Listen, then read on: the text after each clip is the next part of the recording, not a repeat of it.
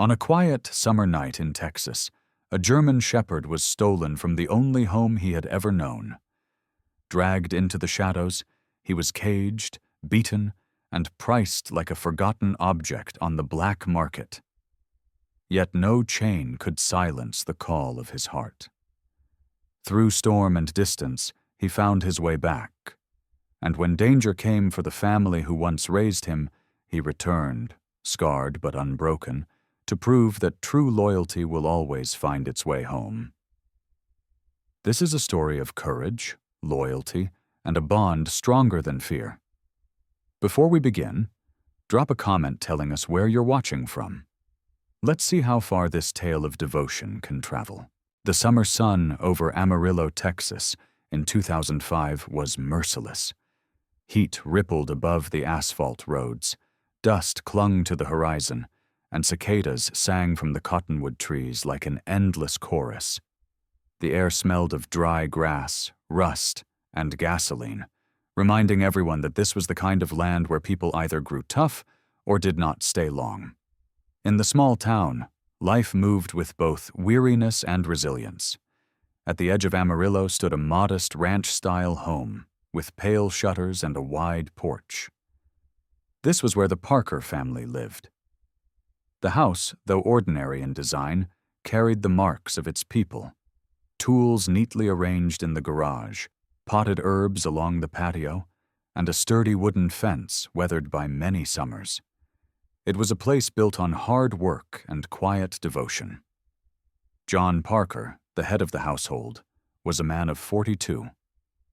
Years as a firefighter had shaped him into a tall, broad-shouldered figure whose presence commanded respect even in silence. His square jaw was framed by a short, dark beard streaked with gray, and a faint scar traced the side of his cheek, a memory from the night a collapsing roof nearly ended his career. His gray-blue eyes were steady, but behind them lingered a tiredness, a weight from the dangers he had faced, and the forced retirement that followed. John's manner was calm, deliberate, and often reserved. Yet those who knew him well recognized the loyalty and strength that defined his character. His wife, Linda Parker, was 39 and carried herself with quiet grace. She was of average height, slender yet strong from years of caring for both home and family. Her wavy chestnut hair, tied loosely at the back, often fell across her gentle, freckled face. Her green eyes reflected warmth, though beneath them was a resilience forged from working long hours in her younger years. Linda had once managed a thrift store, where she learned to see value in what others had cast aside. That perspective carried into her life at home.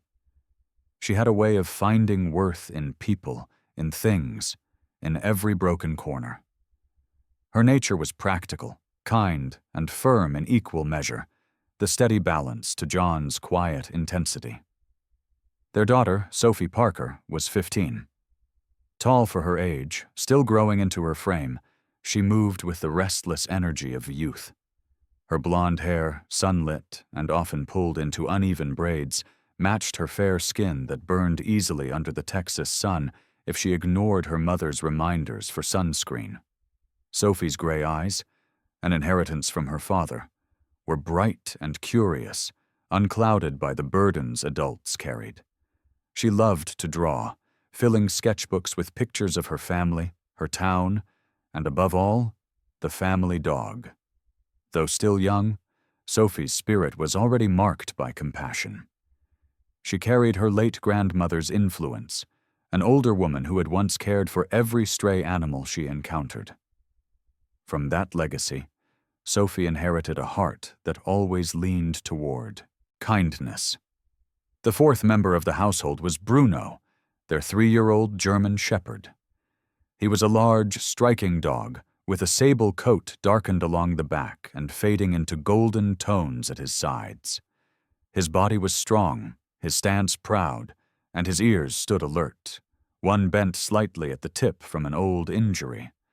His dark brown eyes revealed both intelligence and patience, the kind of gaze that studied every movement around him. Bruno had been rescued as a frail puppy from a litter no one wanted, found in a cardboard box behind a body shop. Nursed back to health by the Parkers, he had grown into a guardian as much as a companion. To the family, he was never just a dog. He was a protector, a friend, and a presence that filled the home with both security and affection. The Parker household moved through its summer routines as the heat bore down.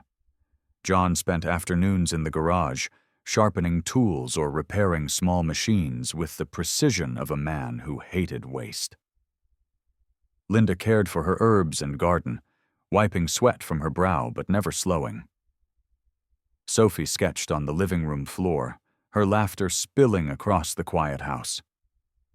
Bruno lay nearby, half sleeping yet always listening, his ears twitching to every sound. That evening, the sky began to shift. Clouds gathered slowly on the horizon, heavy with the promise of a storm. The air thickened, the cicadas fell quiet, and the cottonwoods trembled in the rising wind. John stepped outside, scanning the horizon with the practiced eye of someone who had faced emergencies too many times to ignore warnings. "Storm's coming," he muttered. Linda moved quickly to secure the garden pots, while Sophie rushed to bring in the laundry. Bruno stood tall at the doorway, his nose lifted to the wind, as if he could already sense what lay ahead. The storm arrived with a sudden rush, rain slapping the windows and thunder rolling across the plains. Inside, the family gathered close. John brewed coffee, Linda poured cocoa for Sophie, and Bruno patrolled the rooms before lying at the front door, his body stretched like a barrier between the family and the storm. For a time, the outside world raged, but within the Parker home, there was calm, anchored by love, routine, and loyalty. When the rain finally passed, the air smelled of wet earth and metal. The Parkers stepped outside to check the yard. Linda righted a fallen plant, Sophie held her sketchbook up to catch the last light of day, and John made a mental note to repair a loose section of the fence. Bruno padded forward to the edge of the property, lifted his head, and stared into the distance. For a moment, his figure was a silhouette of strength against the fading sky, a guardian watching over what was his. Then he returned, pressing against Sophie's leg as if to remind her, and himself, that this was home. That night, as the town settled under stars washed clean by the storm, the Parker family slept with the quiet assurance of belonging, and at their door, Bruno rested, loyal and unbroken, the silent protector of all he loved. The days after the storm were quiet, deceptively so. The streets of Amarillo dried back into their dusty patterns. Children rode bikes past cracked sidewalks, and life in the Parker home returned to its easy rhythm. Yet beyond the edges of the neighborhood, where the streetlights ended and the prairie opened wide, a darker kind of routine was unfolding. In the western part of town, a rusted pickup rattled down an empty service road. Behind the wheel sat Vince Hargrove, a man in his late 40s with a lean, wiry frame hardened by years of hustling on the margins. His face was all angles, cheekbones sharp, jaw narrow, nose crooked from one too many fights in back rooms where bets were settled with fists. His skin was sun-creased, burned and thickened from labor under the Texas sun, though most of his life's work had never been honest. A thin mustache clung to his lip, failing to hide the sneer that seemed fixed there. Vince had grown up in foster homes, traded between families like furniture. He had learned early that trust was a game and cruelty a currency. Now he used both in his trade, stealing dogs, selling them across state lines, and turning loyalty into profit. Beside him in the cab was Clem Torres, younger by nearly 2 decades, but already scarred by the life he had chosen. Clem was 29, heavy-set with a belly that pressed against his belt, yet his arms were thick with muscle from hauling cages and fighting men larger than himself. His hair was dark and cropped close, his beard uneven, and his eyes, muddy and restless, rarely settled in one place for long. He carried himself like someone eager to prove he was dangerous, laughing too loud when violence was mentioned, silent when confronted by real authority. Clem had grown up in a house shadowed by an abusive father, and that shadow seemed to follow him still, shaping him into a man who struck first so no one could strike him. That night, Vince and Clem parked near the edge of a walking trail, the truck's headlights cut. In the bed, a row of cages rattled, empty for now. Vince lit a cigarette, his fingers stained with nicotine, and muttered about a German shepherd he had heard of. Strong, well-fed, living with a family in the north end of town. Word had come from Harold Boone, a drifter who traded scraps of gossip for cash or liquor. Harold had described the dog as alert, with a coat worth money and a look in its eyes that made it a prize for the black market. Vince's sneer had widened. $500, maybe more, if he sold it to the right men near Dallas. Back in the Parker home, evening had settled with a softer hand. John had been called in for a night shift at the fire station, a rare request since his retirement. But sometimes the department asked old hands for guidance when the roster ran thin. He kissed Linda on the forehead, squeezed Sophie's shoulder, and left with his truck's headlights carving the dark. The house felt larger without him. The corners, heavier. Linda busied herself with dishes, her slender frame moving quietly through the kitchen. The overhead light gave her chestnut hair a bronze sheen, but the lines at the edges of her eyes showed her tiredness. She was not a nervous woman, not prone to dramatics, but she had lived long enough in Amarillo to know how quickly peace could turn. Sophie, upstairs, stretched across her bed with a notebook, drawing Bruno's ears in exaggerated angles that made him look like a hero in armor. Her pencil smudged as she worked, and when Bruno padded into the room, tail swishing once, she grinned and dropped to the floor to hug him.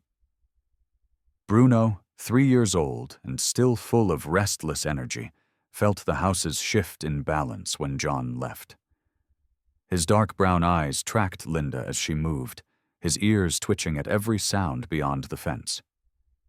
He settled uneasily near Sophie's bed, but his gaze flicked often to the window. Something in the night air was wrong.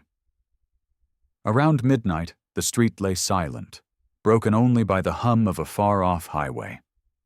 That was when Vince and Clem moved. Dressed in dark denim and worn boots, they slipped along the fence line, their shapes half swallowed by shadows. Vince carried a length of rope coiled at his hip. Clem, a syringe filled with tranquilizer, held it in his thick fingers like a promise. They were not new to this work. They moved with practiced silence, boots rolling on their edges, eyes scanning the windows for light. Bruno was the first to sense it. He rose from the rug, hackles lifting, ears pricked sharp. A low growl built in his chest, waking Sophie with a start. She sat up, blonde hair falling into her eyes, heart leaping at the sound. "Bruno?" she whispered, her voice trembling. But before she could move, the dog was at the window, teeth bared, body tense. Outside, Clem slipped the syringe through a gap in the slats, his movements quick. Bruno lunged, jaws snapping, but the needle caught his flank. He yelped, furious, spinning, teeth scraping wood. Sophie screamed, her voice shattering the quiet. Linda dropped a dish and ran upstairs, her green eyes wide with terror. She found Sophie at the window, Bruno staggering, his strong frame buckling as the tranquilizer spread through his blood. Linda shouted, but the words tumbled uselessly into the dark. She saw them. 2 men, shadows against shadows, dragging Bruno toward the truck. His paws clawed at the dirt, his body too heavy for Sophie to hold as she clutched at his collar, tears streaming down her face. "No!" she cried, her voice breaking. "Don't take him!" The truck's bed rattled as they shoved the shepherd inside, the cages clanging like iron laughter. Vince slammed the tailgate, his cigarette burning like a cruel star in the night. Clem grinned, breath heaving, as if the violence had fed him. Within seconds, the engine roared and the truck lurched away, leaving behind only the smell of exhaust and the echo of Sophie's sobs. Neighbors stirred. Porch lights blinking on one by one. Mr. Alvarez from across the street, a heavy-set man with thinning hair and a kind heart, stepped onto his porch in a white undershirt, blinking at the sight of Linda clutching Sophie. Mrs. Rowley, a retired widow with silver hair, always pinned tight, shuffled out with a flashlight, calling if everything was all right. But nothing was all right. Linda's hands trembled as she dialed the police, her voice breaking as she tried to explain. Sophie clung to her, shoulders shaking, whispering Bruno's name like a prayer. The house felt hollow without the steady sound of his breathing. The night, once so ordinary, had turned into a void that swallowed every comfort they knew. And in that void, fear settled like dust on every surface. When Bruno awoke, the world was iron and shadow. The air was thick with the metallic stench of rusted bars, layered with the sour odor of urine and the heavy musk of fear. He lay on the cold, concrete floor of a narrow cage, his head pounding from the tranquilizer, his limbs sluggish but alive. Around him rose the chorus of suffering, barks that were hoarse from overuse, whimpers that carried no hope, claws scratching futilely at metal.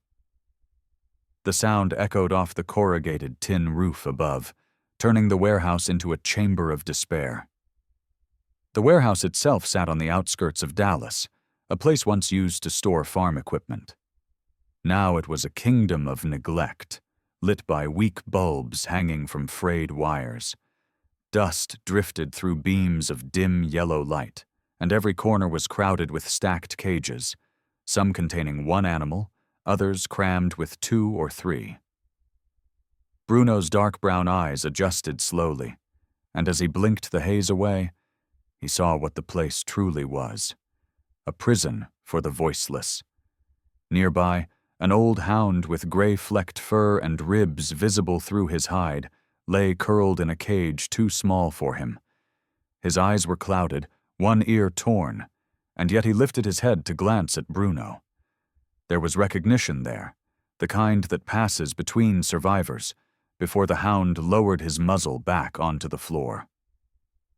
Across from him, a young border collie barked frantically, her black and white coat matted, her paws raw from digging against the bars.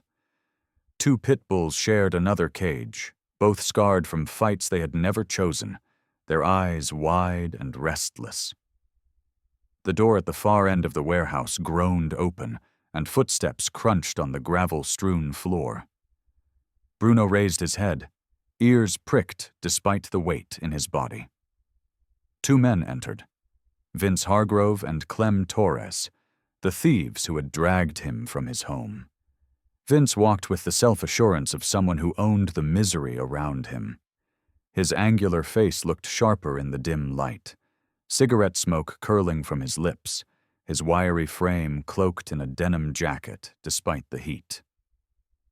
He tapped ash onto the ground, his dark eyes scanning the cages with a merchant's detachment, not a trace of pity. Clem followed, bulkier, his heavy boots thudding on the concrete. His uneven beard shadowed a face that carried both youth and exhaustion, a contradiction that made him look older than 29. His muddy eyes darted from cage to cage, less calculating than Vince's, more uneasy, as though part of him knew this place was hell, though he would never say it aloud. Trailing behind them was a third figure. Someone new. Marla Dorsey, in her mid-30s, managed the daily operations of the warehouse. She was tall, with a wiry build that hinted at a life of hard survival. Her black hair, streaked prematurely with silver, was tied back tightly, and her angular face wore lines deeper than her age. Marla's skin had the pale, sallow look of someone who spent more time under dim bulbs than under the sun. Her sharp blue eyes missed little. Unlike Vince, who treated the dogs as merchandise, or Clem, who treated them as burdens, Marla treated them like inventory. Efficient, detached, she carried a clipboard and wrote notes in quick strokes of her pen. Her voice, when she spoke, was clipped. No nonsense. "New one?" she asked, glancing at Bruno's cage without raising her head from the clipboard. "German Shepherd," Vince said, smoke curling from his nostrils. "Strong, clean. Family dog. Worth good money if we move him quick." Marla looked at Bruno with the faintest curl of a lip. Not disdain, not admiration, just calculation. "He'll fetch a price. There's a buyer in Fort Worth looking for guard stock." Clem shifted, scratching at his beard. "Dog fought me hard, nearly took my hand off. Means he's worth more," Vince muttered, flicking ash again. "Nobody pays top dollar for a mutt that won't bite." Bruno listened, chest heaving. His ears twitched with each unfamiliar voice, but in his eyes there was no submission. Unlike many of the dogs who had gone slack with despair, he sat upright, steadying himself against the fog in his veins. His gaze didn't flinch from theirs. He looked at Vince, at Clem, at Marla, and through the bars of his cage, his eyes spoke a defiance words could never carry. The men moved on, counting, muttering about deliveries, while Marla checked tags and scratched tallies. When they were gone, the warehouse fell back into the rhythm of whines and coughs. Yet amid the despair, Bruno's presence seemed to shift something. The young border collie quieted, tilting her head toward him. Even the scarred pit bulls went still, watching. There was something about him that carried weight, an aura of steadiness, as though he remembered freedom and still believed in it. Hours passed. The air grew staler, hotter. The tranquilizer faded from Bruno's body, his limbs regaining strength. He tested the cage, pressing his weight against the bars, sniffing at the latch. His mind worked as much as his muscles. He thought of Sophie's laughter, of John's steady hand, of Linda's soft voice calling him inside when storms rolled in. Those memories burned brighter than the dim lights of the warehouse, and they anchored him against despair. Night fell outside, though in the warehouse it was always twilight. Marla left, locking the doors with a heavy chain, while Vince and Clem drove away in their rattling truck, leaving the dogs in their cages. Silence thickened, broken only by the shifting of paws and the sighs of those too tired to hope. Bruno lowered himself onto the floor but kept his eyes open, ears twitching to every sound. He would not surrender to the darkness. He would not let them steal the family from his heart. He was not just another body in a cage. He was Bruno, and in his chest loyalty burned like fire. The night came heavy over Dallas, the sky swollen with clouds that had been building since the afternoon. By sundown, the air was thick, pressing down on the warehouse like a lid. The dogs inside shifted nervously, their ears catching the distant rumble of thunder. The heat had nowhere to go, and in that suffocating pressure, even the walls seemed to sweat. Bruno lay alert in his cage, his chest rising slow and steady, but his ears twitched at every sound above the tin roof. He knew something was coming, and it would not be kind. The first crack of lightning tore across the sky, painting the warehouse windows in sudden white. Rain followed, not gentle, but in sheets, hammering the roof with relentless fists. The tin shuddered, bolts groaned, and the old building revealed its age. Water seeped in through gaps, dripping down the concrete and forming dark puddles. Dogs whined and barked louder, their voices frantic as if they could sense that nature itself was now rattling the bars that men had locked them behind. Vince Hargrove returned just before the storm broke its full weight. He slammed the side door open, his wiry frame soaked from the first burst of rain. He cursed under his breath, shaking water from his jacket, cigarette clenched between his teeth.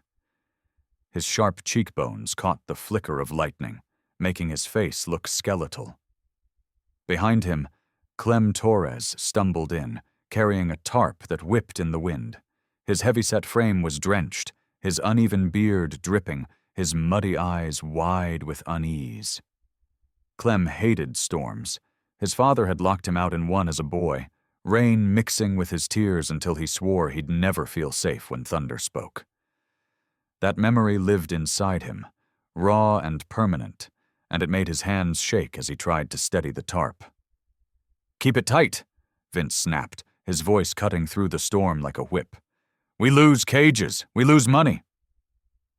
Trailing them came a fourth figure, new to the warehouse, that night.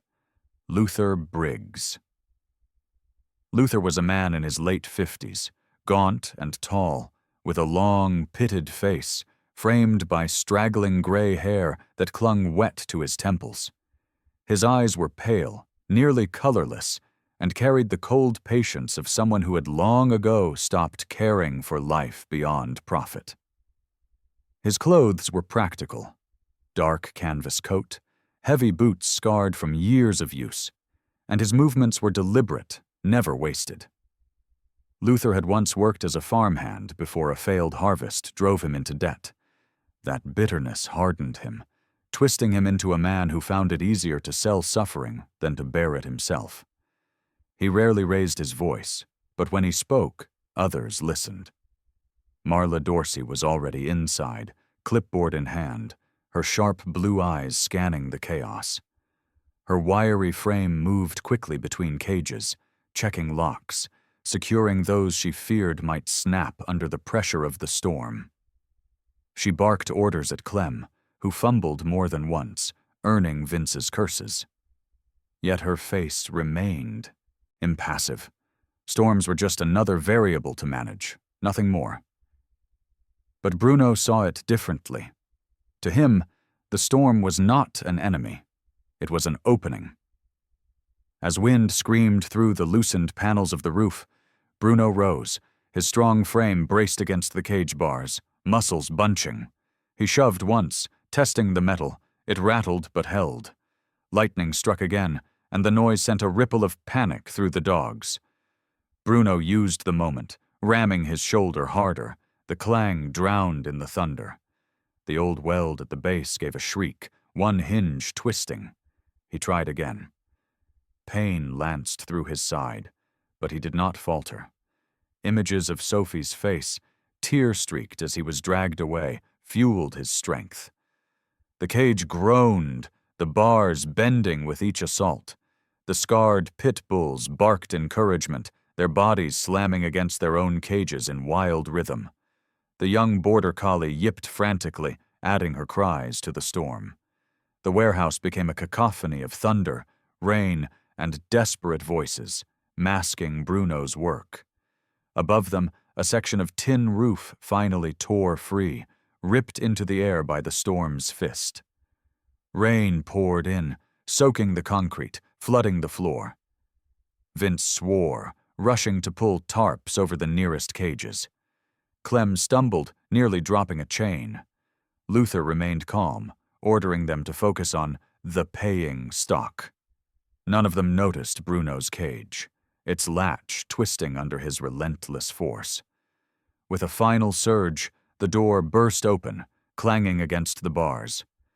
Bruno leapt into the storm-washed room, his sable coat slicked dark, eyes blazing with defiance. He did not run immediately. He stood for a heartbeat, gaze sweeping over the other dogs. Then, as if to reassure them, he barked once, a sharp, commanding sound that cut through the chaos. It was not panic. It was promise. He bounded toward the gap where the roof had given way, claws slipping on the wet floor but body steady. Clem turned, his muddy eyes going wide. "Vince!" he shouted, pointing. But Vince was wrestling with a tarp, cursing, too busy to react. Bruno lunged for the broken wall, squeezed through a gap where rainwater poured like a curtain, and vanished into the storm. Outside, the night swallowed him whole. Rain lashed against his body, the wind pushing, pulling, trying to throw him down, but his legs drove forward, muscles burning, instincts guiding him. The city's scents rushed into his nose: oil, smoke, wet asphalt. But beneath them all, faint and fragile, was what he sought: the memory of home. Behind him, the warehouse roared with curses and barking, but none followed. Vince and Clem were too occupied with saving their inventory. Luther's pale eyes narrowed, but he did not chase. He knew the storm would test the shepherd harder than any chain. Only Marla watched the gap Bruno had slipped through, her expression unreadable, her clipboard hanging limp at her side. For a moment, she looked almost thoughtful, then turned back to secure another lock. Bruno ran into the storm, each stride carrying him farther from cages, closer to the family that lived in his heart. Rain blinded him, thunder deafened him, but nothing could break the compass inside. He was not lost. He was going home. The storm rolled up from the plains like a living wall. Low clouds bruised purple and green. The air pressed flat, as if God had laid his palm over Amarillo.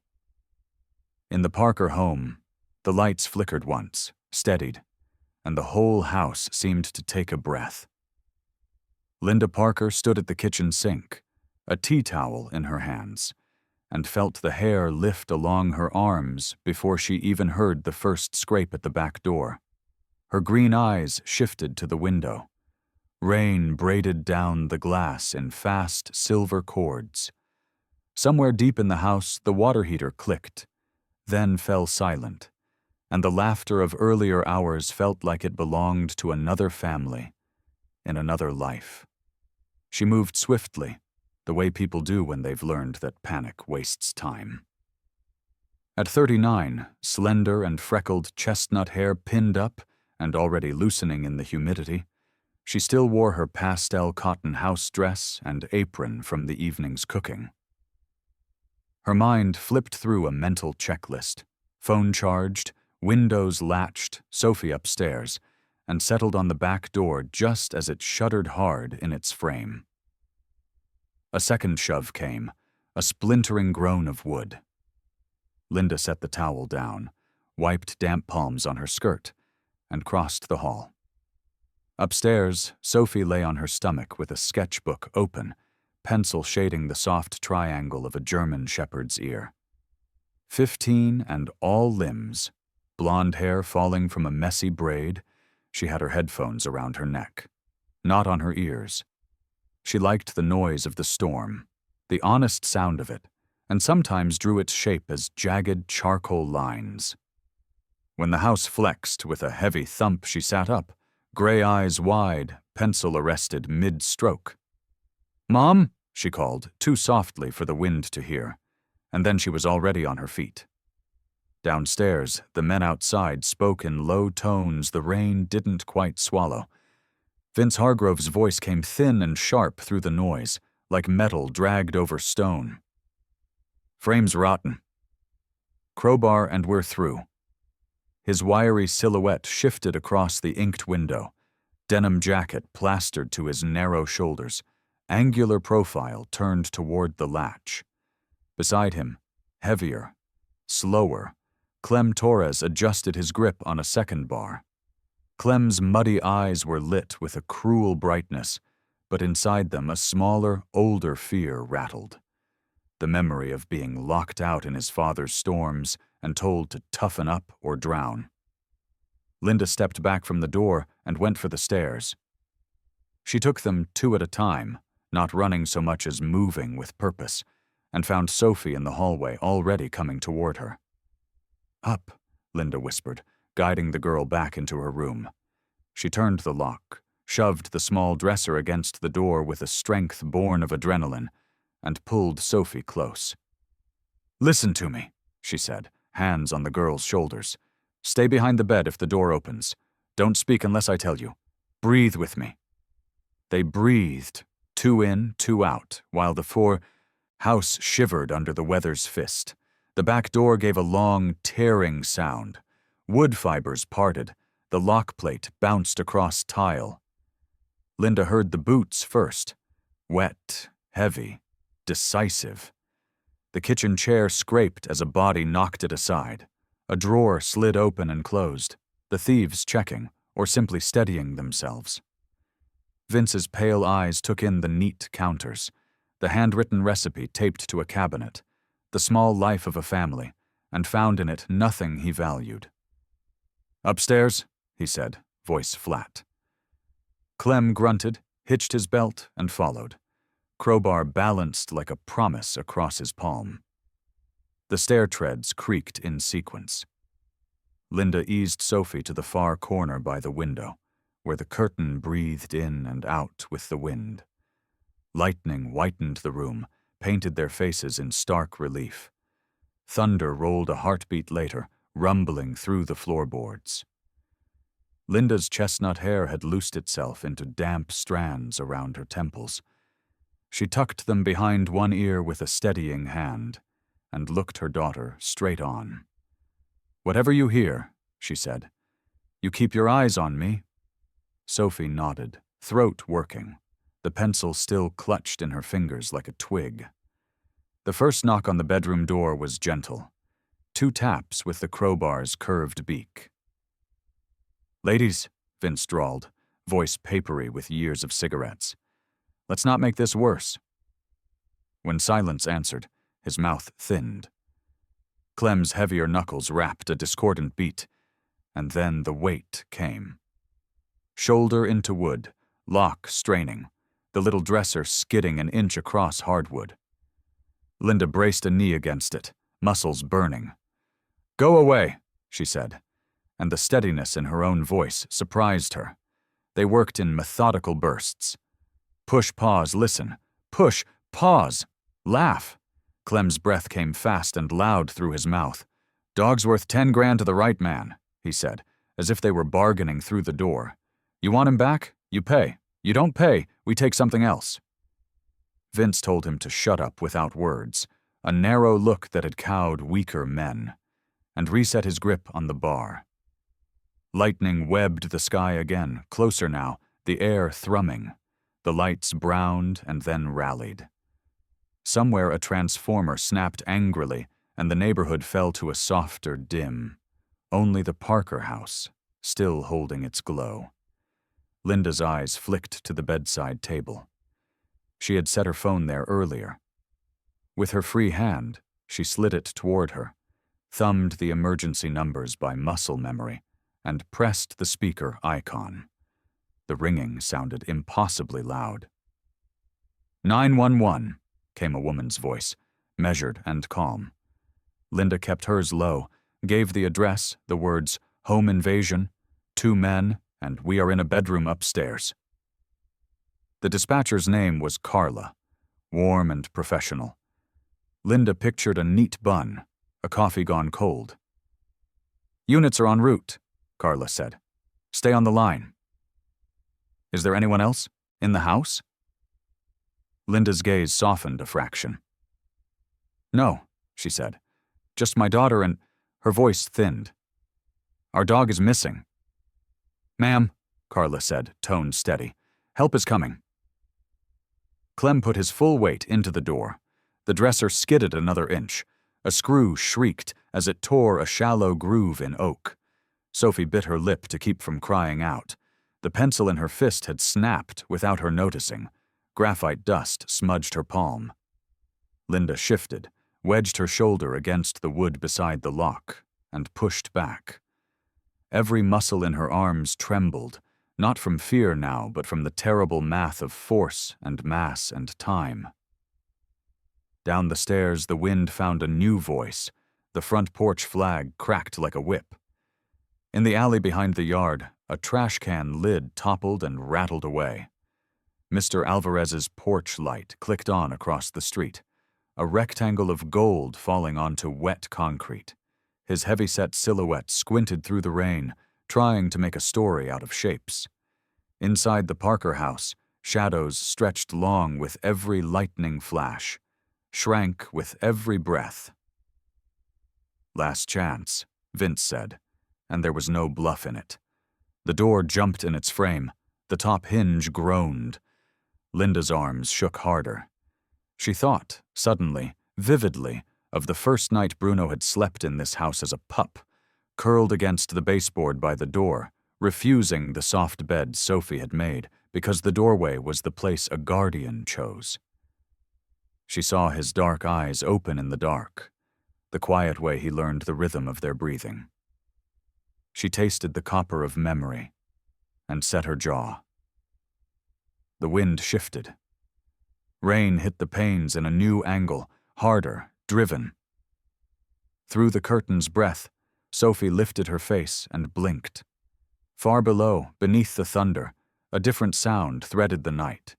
The scrape of claws on wet wood, the sudden heavy impact of weight against a loose hinge, the jolt that travels through a house when a force meets a boundary meant to hold.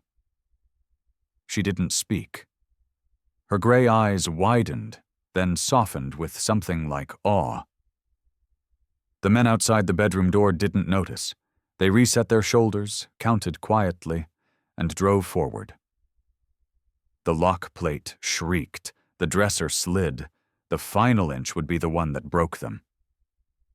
Linda met Sophie's eyes and gave the smallest nod. They would not make it easy. Downstairs, the front door flexed in its frame. A low, rolling sound unfurled from beyond it. Not wind, not thunder, but something older. The hinge pin trembled, rose a fraction in its sleeve. The storm took a breath, the house took another, and the next moment balanced like a coin on edge. The chapter ends there, with wood under strain, a mother braced, a daughter listening, two men poised, and a force at the threshold ready to decide the night. The front door gave way with a crack that belonged to gunfights and nightmares. Rain and wind burst through the opening like a second storm inside the first, and in that white-bladed lightning a sable shape crossed the threshold, low and fast. Bruno hit the slick floor, claws catching, head up, eyes dark and fixed. The growl that rolled out of his chest wasn't frantic. It was focused, old as oath and bone. Vince Hargrove flicked toward the sound on instinct, crowbar rising. Years of petty hustles had taught him to swing first, talk later. Under the hall lamp, his gaunt face went sharper, thin mustache trembling as he planted his boots. The bar came down in a vicious arc and met empty air. Bruno had already slipped to the flank, jaws closing hard on the denim just below Vince's wrist. A twist, a wrench, and the iron clanged away, skittering across wet boards to ring against the baseboard. Clem Torres came on like weather. Big, blunt, loud. He yanked his own crowbar off his shoulder and charged, muddy eyes blown wide by fear and fury. Bruno released, pivoted on a back paw, and drove low again. Teeth found forearm. Clem's whole body jerked with the pain. The bar flew. The banister took his weight with a cracking groan, and a framed school photo shuddered on the wall before falling face down to the rug. Upstairs, the bedroom door jumped in its frame, and then stopped. Linda felt the pressure change through the wood, the heavy rhythm of men replaced by a different violence. Sophie's gray eyes locked on her mother's, tears still bright but suddenly stilled. Somewhere under the storm, a wordless hope woke up. "Enough," said another voice. Flat, controlled, and carrying the room the way a hand carries rope. John Parker hit the hall at speed, rain still glittering on the reflective stripes of the fire jacket he'd thrown on in the truck. 42, broad through the shoulders, scar bright under lightning. He read the whole scene in a beat. Two intruders and their distances to the fallen bars, the compromised banister, his own family's door, the dog between every danger and that door. Vince glanced toward the blown entrance, calculating, and took a step that wasn't quite surrender. John closed it with 2 strides. His left hand caught Denham at the shoulder, his right hand pressed forearm to sternum, and Vince met the wall with a sound like breath being folded. "Hands," John said, not shouting. The tone did the work. Vince showed his palms, eyes skittering to Bruno and back, some small part of him finally doing the math that loyalty plus training beats opportunism plus iron. Clem hauled himself upright by the broken newel post, blood scalloping down his flannel sleeve. For a second he looked ready to come again, big chest heaving, jaw set, but the German shepherd stood squared to him, weight balanced, ears pinned forward, steady as a locked door. Somewhere deep in Clem's memory, a kid in a storm wanted out, and the man listened to him. He lurched for the open night. "Stay," John said, and Bruno anchored, muscles humming but motion checked. Clem stumbled through rain toward the street's darkness and the relief of running. "Linda," John called without turning, voice aimed up the stairwell. "You're safe. Keep the line open." In the bedroom, the phone on speaker still carried Carla's calm. "Officers are on your block," the dispatcher said. "Do not come out until directed." Linda pressed her forehead to the painted wood for a heartbeat, then kept her weight braced against the dresser anyway.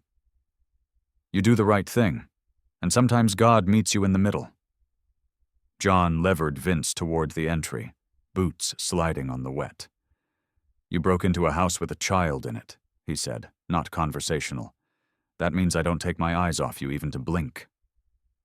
Vince tried on a smile built for weaker rooms.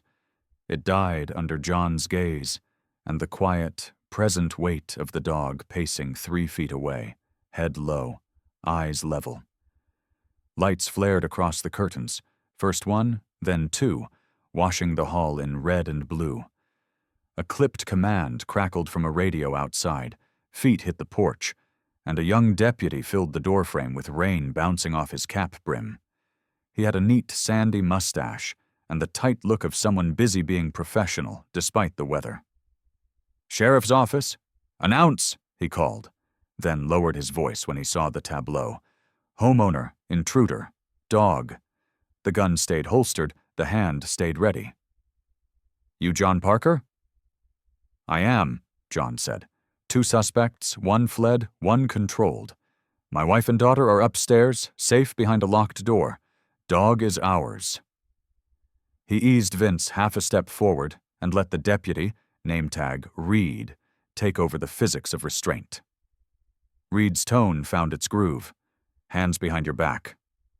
Cold cuffs, rights recited, a small nod back towards the patrol car. Vince went quiet, all the sharp in his face turning to a tired sort of slack. "Ma'am?" Carla's voice asked from the nightstand. "Ma'am, units have entered." Linda unlocked the door with careful fingers. "We're here," she said, opening into a world rearranged but intact. Sophie came with her, moving like the air was suddenly heavy, then suddenly light, and then not anything at all when she saw Bruno standing there. She didn't scream or crumple. She crossed the distance and folded her arms around his neck, cheek pressed to wet fur, breath shaking like a flag that had just found the wind again. Bruno leaned into the girl, and then looked up to John, asking without asking what they did next. "We check everyone," John said, already kneeling. His hands assessed the shepherd's legs, ribs, shoulder, a shallow slice at the foreleg, a bruise coming on the chest where metal had kissed bone, a dozen scuffs, no limp in the gait. "You did good," he told the dog softly, and Bruno's eyes softened in answer. Neighbor lights winked on along the cul-de-sac like scattered stars. Mr. Alvarez, shirt already plastered to his belly, jogged across the street with a towel and a first aid kit that had lived under his sink since a long-ago scout meeting. "You okay?" he asked, breath puffing. "We will be," John said, not pretending otherwise. Together the men wrapped the foreleg, a firm, clean bandage that said, "Thank you," as much as it said, "Stop the bleeding." Deputy Reed stuck his head back in. "Second unit's canvassing for the runner," he reported. "Storm's masking tracks, but we have a direction of travel." His eyes landed on Sophie and Bruno, and did what eyes do when they see a thing worth remembering. "Animal control?" he asked, reflexively. "Family," John said. "Stays with us." Another car eased to the curb. A compact EMT, late 20s, hair in a tight ponytail under a cap, stepped in with a med bag and steady eyes.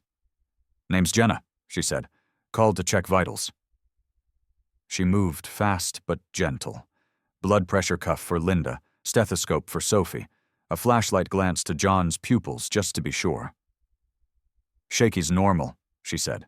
"Hydrate. Sit if you can. Clean and dry the dog. Keep that wrap snug."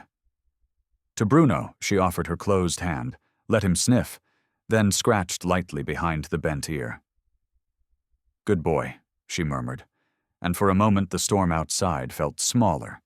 The house wore its damage plain, splintered jam, mud tracks, the banister's cracked post cinched with a belt until a carpenter could come. But the center of it, what a house means when it's not just lumber, held. Linda brewed tea with hands that trembled only a little now.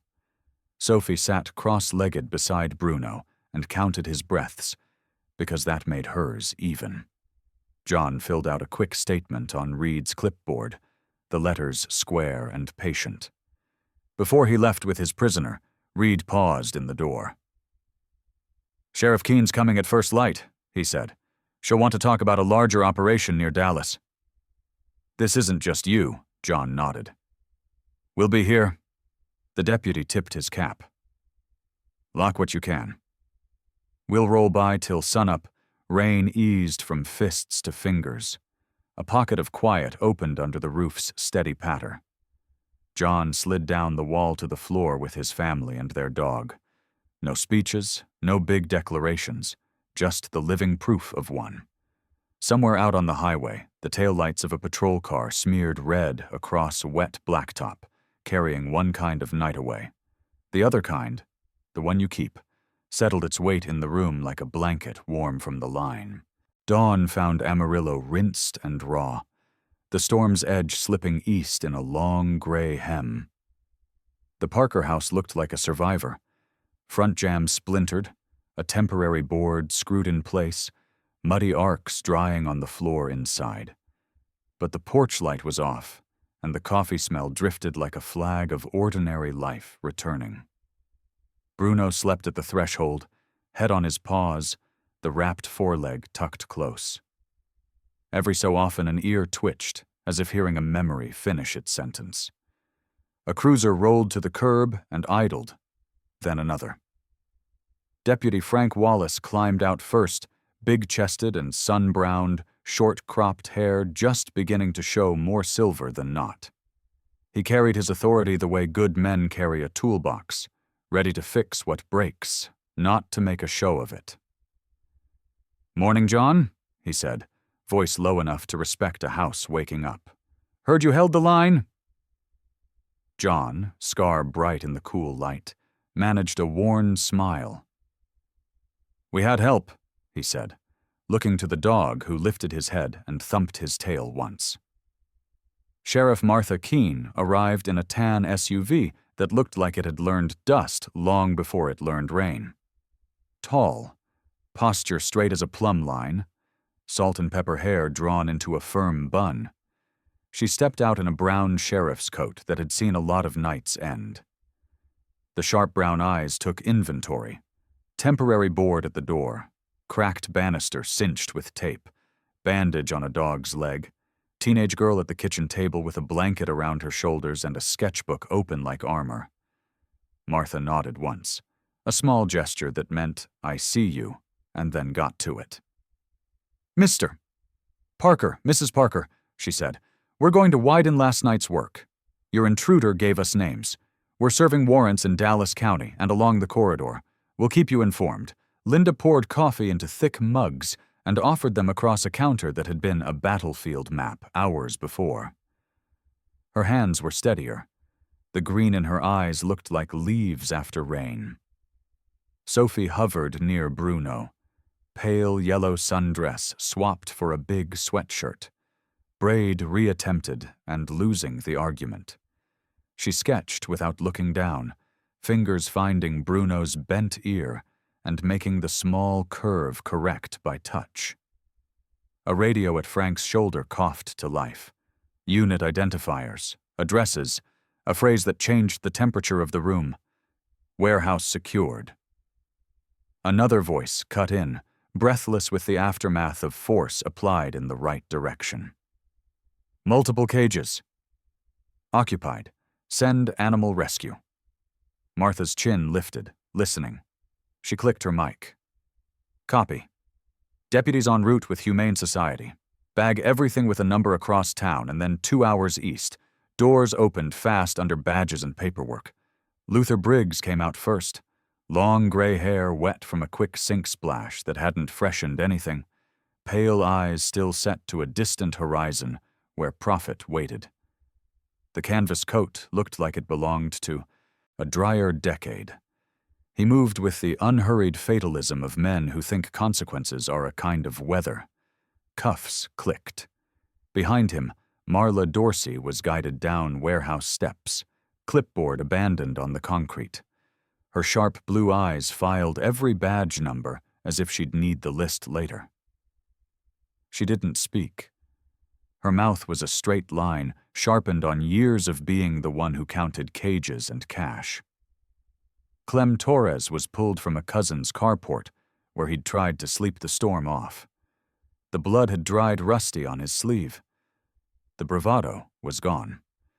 When deputies pivoted him toward the cruiser, he didn't fight, just closed his eyes a second longer than necessary when the doorframe bumped his temple, as if that brief dark was a place he preferred.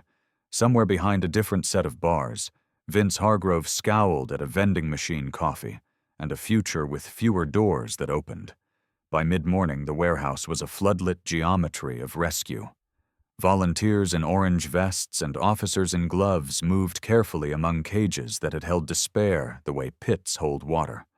Keys rattled, gates scraped, soft voices tried out the fragile language of reassurance. A blue heeler with ribs like piano keys leaned hard against a rescuer's knees. A one-eyed beagle took a cautious lap of water and then risked another. 2 pit bulls, all scar and silence, stepped into the light and blinked at a world that hadn't ended. A tall high schooler with braces and a trembling smile steadied a carrier, while an older woman murmured, "Easy now, sweetheart," to a trembling spaniel who couldn't stop looking over her shoulder for the hit that didn't come. News travels fast where hope is the headline. The cul-de-sac filled with neighbors. Mr.